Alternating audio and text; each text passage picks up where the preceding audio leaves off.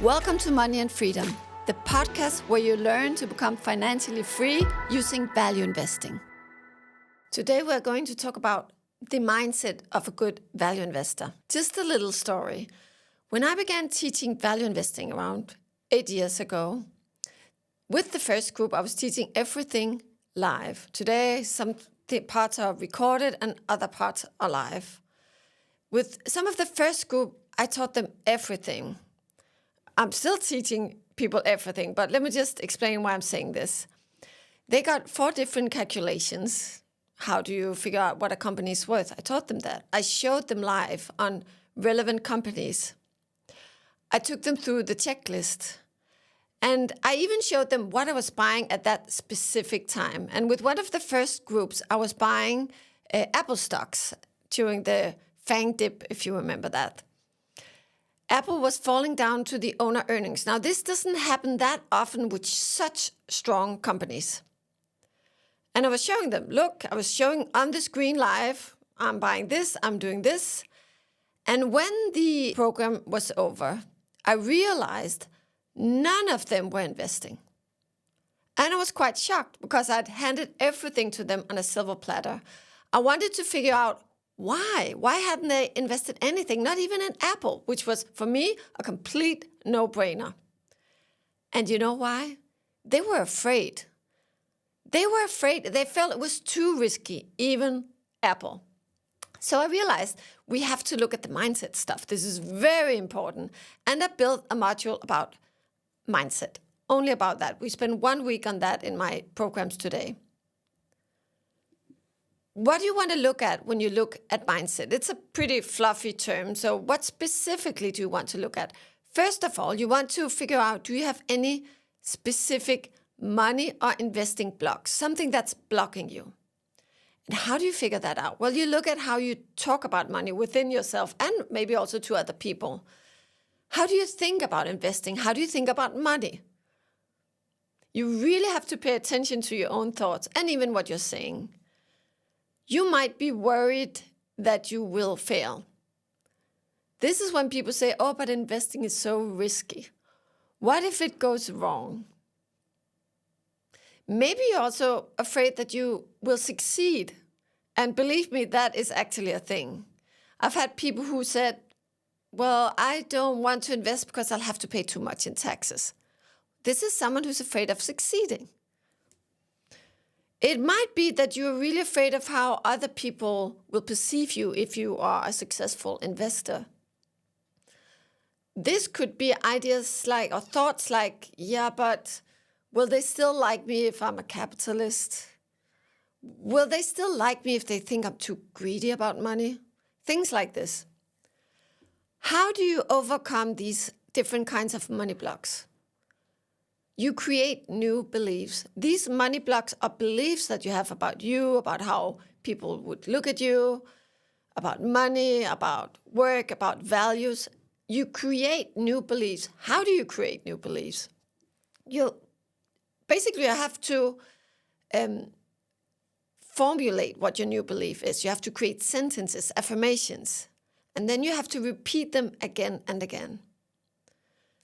When you find that you have a belief that is blocking you, you look at what the exact belief is, and then you create the opposite belief. You create a sentence that will convey the exact opposite. Let's say that you are afraid you're going to pay too much in taxes. It could be that. It could also be someone once told me, they didn't want to learn to invest because they wouldn't get enough benefits. They would have less benefits when they retired. Because in Denmark, how much you receive from the state is dependent on how much money you have. Now, that is a silly way of looking at money. So let's take the tax thing. You could just simply say tax is a positive problem. Tax is a positive problem. And it is. If you pay taxes, it means you made money. That's great. Let's say what I told this woman about her worries about not getting the whatever benefits she wanted, retirement benefits. I told her, let's make those benefits completely irrelevant. Let's make you so rich that you don't even care about them. Other beliefs that could be really good to have is, what is money? Some people have this inner belief, maybe it's not very clear to them, but money is something dirty. Well, make a positive sentence about money. Money is freedom is a good one. Or money is energy. What about the more common belief that investing is very risky? You could say, and this is a longer sentence than the other ones, investing is a safe bet if you think like an owner and think long term. Investing is a safe bet if you think and act like an owner and think long term. Thinking like an owner, what does that mean? It means that you look at the company more than you look at the stock price. You look at what's within the company, and this is basically fundamental investing. Like you look at the fundamentals within the company. So the first part was looking at any blocks, something that's blocking you. The second part is attracting your goal. This is also called law of attraction. There are three very, very important parts of this. Let me just say, law of attraction, the best book about it is Think and Grow Rich with Napoleon Hill. And if you're watching me on YouTube, you can see me with the book right now. This is the book. Now, Napoleon Hill has 12 steps, or is it 13 steps? I don't remember. Anyway, it's a lot of steps. And it's actually a little bit complicated. If you live this way, it takes a lot of practice. So if I really had to give you the Maggie bullet, sorry, it's not called Maggie bullet, Maggie cube of this, it would be three things. It would be, first of all, set an ambitious goal. Set a goal, but not just any goal. Don't set a goal that's very boring and realistic. Set an ambitious goal. Set a goal that feels a little bit daring. When you look at your goal, sometimes we have a tendency to set these goals that are like, I'm going to get a return of 7%. Doesn't feel very great. Or it could be, if you have a company, it could be like something like, I'm going to increase the revenue by 5%. I mean, oh my God, I'm falling asleep. You have to make it ambitious. I'm going to double my revenue. And that feels scary sometimes. But it also feels like, wow, that would be fantastic if that could happen. So you have to set an ambitious goal. The goal is the fire that is going to keep you going. And you don't want like a small fire similar to, I don't know, something that could heat a mouse. You want a big fire, something that really gets you excited. So that's very important. Of course, there's a balance here. You don't want to set a goal that feels so unrealistic that you don't even get out of the door. It has to be something that you can possibly believe in, but that also feels very daring. Okay, second part is you have to believe in it. How do you believe in an ambitious goal? And now we come to the third step, which is visualizing it. You have to write down your goal, and it has to be really specific. When are you going to achieve this? Exactly how much? How are you going to achieve it? You have to write these things down. And you read it every morning, every evening, even several times a day, more than morning and evening. And then you have to visualize what it looks like when it happens. And not just visualize it, you have to feel it. Now, this taps into something that's really important as well. In this school of attracting things, we believe in vibrations. So there are certain vibrations. You can have a very low vibration, that's when you're super depressed, or you can have a very high vibration, that's when you're very excited about something. Where you are on this level of vibrations is very important in order to create the life that you want to create. David Hawkins wrote several books. The first one is Power versus Force. It's really, really good at describing the different level of vibration. It's a very good book to read as well. Now, deciding on a big goal, believing in it, and visualizing and feeling how it's going to feel when it's done. Now, that is easier said than done. When you start a very important and big practice like investing like a value investor, something's going to come at you. And I can tell you for sure, life will test you. For sure. Something will happen that will knock you over. And it's like life is testing you and saying, do you really want this? And then you have to overcome that obstacle. Almost like in the movies. Any movie, something will happen in the beginning. You've got the protagonist walking around, he's pretty happy. Then something happened that knocks him off course, and then he has to set on this hero's journey. And so do you. You have to embark on this journey, and there will be obstacles. And that's where you have to go back, believe in the force. You have to go back and believe in it again and again. This thing about being in a high vibration takes daily practice. It is a practice where you have to ignore all the negative chatter of your mind, and that's super difficult. You have to ignore the negative news, and that's a balance as well, because you have to be aware of the world, but you have to ignore it on an emotional level, and our life will come at you. I mean, just this weekend, I had a kid. We went to the hairdresser. He had a haircut. I think we took maybe 1 centimeter off, maybe half a centimeter. It wasn't that much. But he was so upset about his hair that he didn't want to do anything for 3 days. And being very zen and a happy space when you have a kid that doesn't want to take off his cap, that doesn't want to go outside for a play date, that doesn't want to go anything, doesn't want to go to the beach, doesn't want to go anywhere. And Monday morning comes, you've had this for a whole weekend, he doesn't want to go to school. It's very hard to stay in that positive top vibration. And, that's life. So you have theory of how to attract good things and how to be a very positive person. And then you have life with everything, crazy people in traffic, kids that don't want to go to school, all these things. And you have to almost fight. Fight is a bit of a negative word with a low vibration. But you have to work on staying in that positive vibration. Okay, next point number 3 is you have to shape a new identity as a successful investor. What does that mean? Well, who are you? You probably have a lot of ideas about who you are. Maybe you're someone who comes late and you say, oh, that's just who I am. I'm always late, or I'm just not good at math. That's a very typical one, and I always challenge that one. I'm not very good with money. Those are also kind of money blocks, right? It's all connected. But it's also your identity. Who are you? What's so important is that you shape an identity of someone who's successful with investing, who's patient with your investments. When people who write movie scripts, when they write these scripts, they develop characters.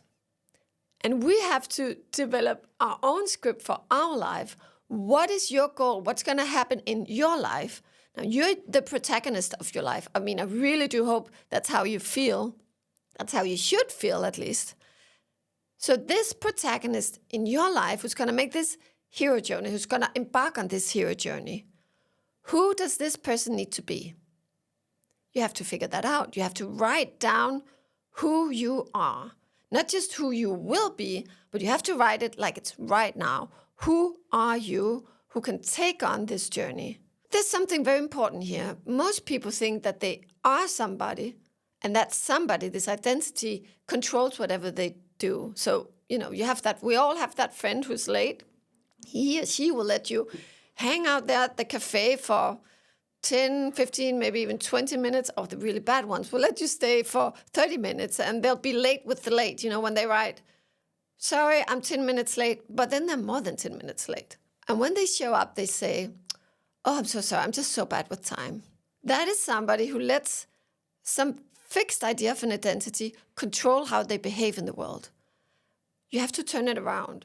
You have to decide how you want to appear in the world and then create that identity. Instead of saying, oh, I'm just not good with time, I always get so rushed. Say, I'm good with time. Own it. And this is one of the things you're going to write in this identity book. So what is the identity book? By the way, just credits to Sam Ovens, who taught me about this identity book way back in a course that he made. Unfortunately, he doesn't do any courses anymore. Now he's the founder of School and online community. But this was really instrumental to me, learning how to write down everything in this identity book. Everything. That means you define your goals, you define your dreams, you write down everything from how do you look? What are your habits? And then you write a ton of affirmations. I've got 4 or 5 pages of these affirmations. And how do I create these affirmations? Well, first of all, I write down something that I do, something that happens in my life. And then I write down how that makes me feel. That's the idea of how I construct these sentences. For example, one sentence could be, I create wealth with honesty and integrity. And then I feel, that's the next sentence, I'm honored to run my business. Or if we take the example of time, you could say, I arrive promptly on time. Or you could even decide that you're someone who arrives before. You've arrived 10 minutes before, an hour before. By the way, Charlie Munger was known for this, that he always arrived way before he had to at any appointment. So he would be there maybe even an hour before. That was his identity. Probably an identity that he decided upon. He decided that that was the way to do it. So the idea is that we're going to construct a new you, and I can teach you how to do it inside my programs. Let's say that you have a movie, there's a hero, the hero is going to slay the dragon. What does this hero need to slay the dragon? Well, first of all, this hero cannot be afraid of fire. So that would be one very specific thing. Or maybe getting up early is important in order to be there before the dragon. It's probably very important that this character is loyal. And he has to be mighty good with swords. He has to love fighting with swords, right? And this idea of creating yourself, creating who you are, that's a piece of work. It's like an art. It's an art form, a way of living that will never finish. It isn't like you write it once and then it's done. You have to continue refining who you are, because other things will come up. We all make mistakes, and then you figure out, okay, so what happened here? What's the mistake that I made? Why was I late? Or why did I, let's take an example from my life, why did I lose patience with my kids? How can I work on changing that? What do I need to believe that I am in order to behave the way I want to behave? I read this identity book again and again. And I work on it, I refine it, I edit it, I complement who I want to become, and I continue working on it, and so should you. Okay, something else. You are probably thinking, okay, wait, so we've got this world of value investing, which is a world of facts, grounded in reality, numbers, and then we have the world of law of attraction, which is a bit more woo-woo. How does this connect? How can you believe that you can create things with your mind and also believe that it's very important to look at the fundamentals of a company? You probably have that question, and I have that question myself. And I want to tell you that I've studied how the big investors think. And I can tell you, I've seen it again and again. Many of the best investors of the world, they actually use law of attraction. Maybe they don't know that they do it, but they do. For example, let's take Warren Buffett. I've got some different biographies. We've got, for example, The Snowball, written by Alice Schroeder.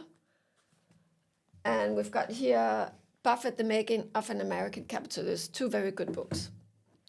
What we know about Warren Buffett is that he always knew that he would become rich since he was a child. So here on the version of Snowball that I have, on page 61, it says, sitting on the stoop at his friend Stu Eriksson's, Warren announced that he would be a millionaire by the time he reached the age 35.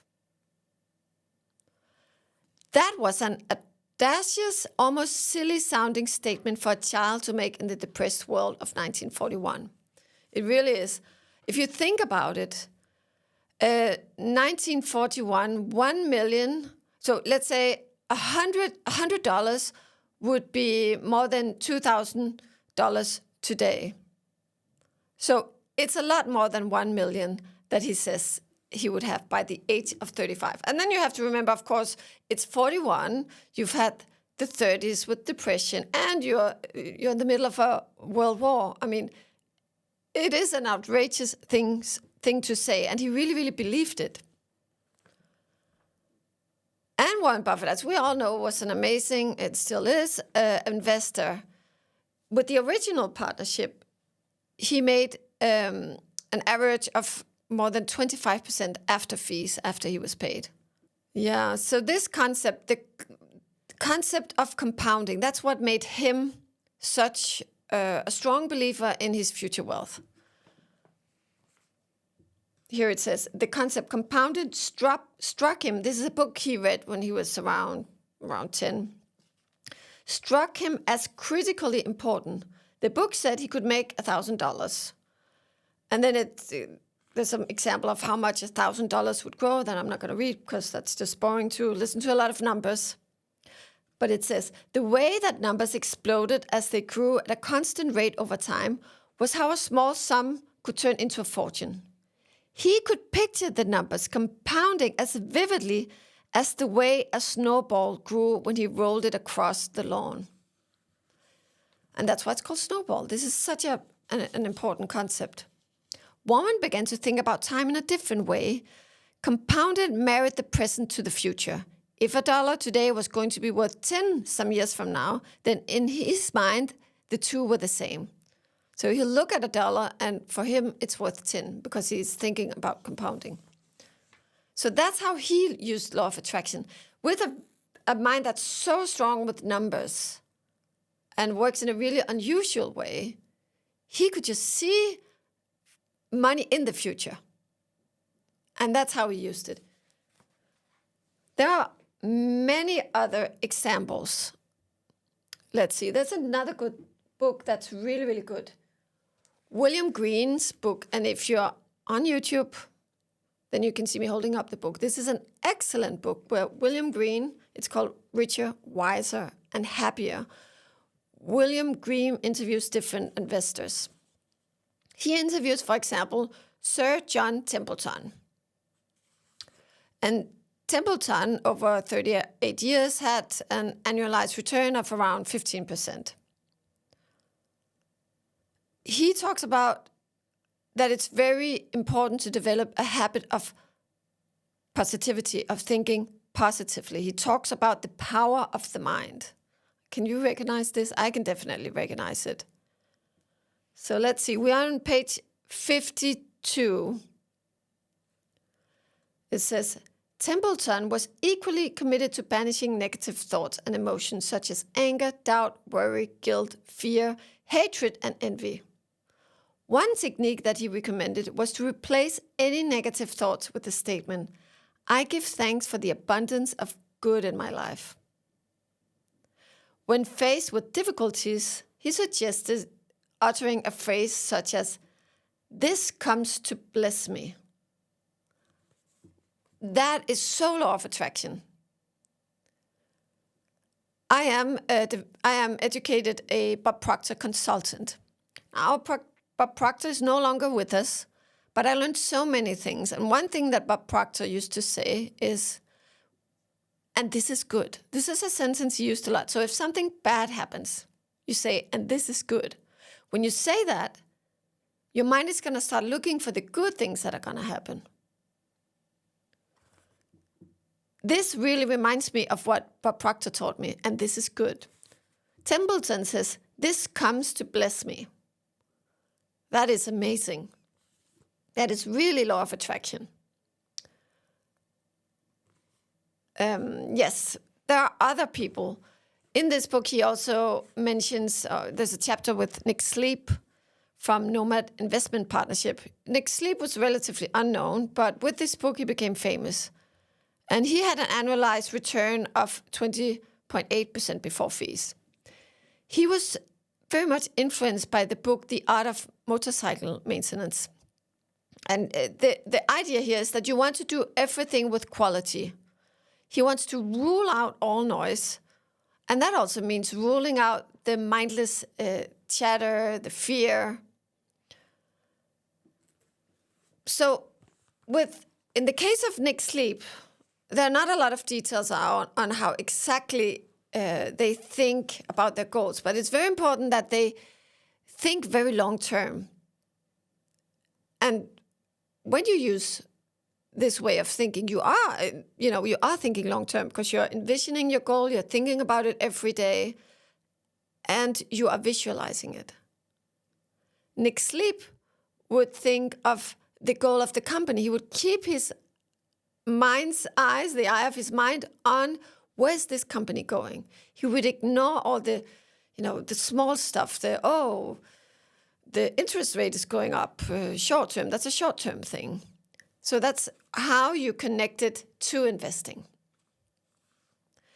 The epilogue of the chapter is very important. The epilogue of the book, of Richer, Wiser, Happier is also very important.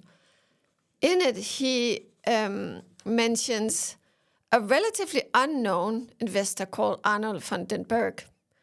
He was originally from Holland and survived Second World War. He was a Jewish kid. And what's so amazing about him is how he came from not just nothingness, but from a very, very dark background. He was smuggled out of Holland, or smuggled away from his family. I'm not completely sure where he was, but he survived the war. He was 2 years old. He survived the war, and he was completely malnourished at the end of the war. His parents died when they went out of wherever they were hiding to get news about how their 2 kids were doing. He also had a brother. Now that's a really difficult background to come from, but somehow he worked so much with the mind that not only did he become an amazing investor, he also became very good at a specific sport. I believe it was rock climbing. And it says his psychiatrist told him that he had triumphed back then by adopting mental strategies that professional athletes used routinely, setting clearly defined goals, visualizing themselves performing flawlessly, and repeating affirmation that crowded out all doubts and fears until they were replaced with unshakable self-belief. Further on, it says that he no longer allowed negative thoughts about himself or others to linger in his mind and drain his energy. Where once he'd been consumed by resentment and hostility, he now rebuilt himself from the inside by constantly repeating positive phrases such as, "I am a loving person." Those are affirmations. This really is a person who built himself again. He created an identity book. Maybe he didn't write the book down the way I do. My identity book is quite a document. It's very, very detailed. But he did it in his mind. He decided who he was. He changed who he was. There are many other examples of this. And let's just round this up. The very important thing about this is you cannot be a good value investor if you don't control your mind. This is all about if you're controlled by fear and greed, but not just that. You have to be able to set long-term goals, decide who you are, delete those blocks that makes you very afraid or greedy. Warren Buffett says something, and this is not a direct quote at all, but this is how I'm paraphrasing it in my mind, that investing is 80% temperament and 20% intellect. He had said something to the likes of success in investing doesn't correlate with IQ, doesn't correlate with how intelligent you are. Once you're above the level of 25, I mean, you need a minimum of, that's very low, a minimum of intelligence. Once you have ordinary intelligence, what you need is the temperament to control the urges that get other people into trouble in investing. And how do you control that? Think long-term, set ambitious goals, but long-term goals. Delete all the blocks that makes you do crazy stuff. Create positive sentences instead, positive affirmations instead of those blocks.